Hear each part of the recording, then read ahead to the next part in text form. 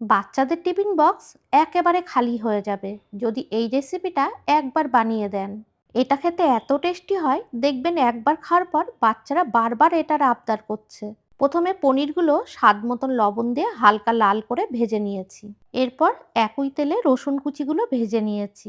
তারপর গাজর কুচিটা হালকা করে ভেজে নিয়ে বাকি সবজিগুলো দিয়ে দেব। দিয়েছি বাঁধাকপি, ক্যাপসিকাম আর পেঁয়াজ কুচি। স্বাদ মতো লবণ দিয়ে সবকিছু হালকা করে ভেজে নিয়েছি। তারপর দিয়েছি soya sauce, green chilli sauce, red chilli sauce আর গোলমরিচ গুঁড়ো দিয়ে সবকিছু মিশিয়ে নিয়েছি।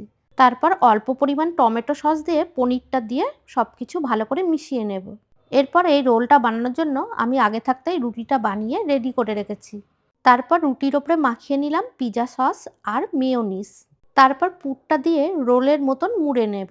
আমি এটা আটার রুটি দিয়ে বানিয়েছি, তোমরা চাইলে পরোটা দিয়ে বানাতে পারো। তারপর অল্প তেলে দুই পাশ হালকা লাল করে ভেজে তুলে নেব। এমন লোভনীয় রেসিপি যদি বাচ্চাদের টিফিন বক্সে একবার বানিয়ে দেওয়া হয়, তাহলে মায়েদের আর চিন্তা নেই, সেদিন টিফিন বক্স বাচ্চারা খালি করেই বাড়ি ফিরবে।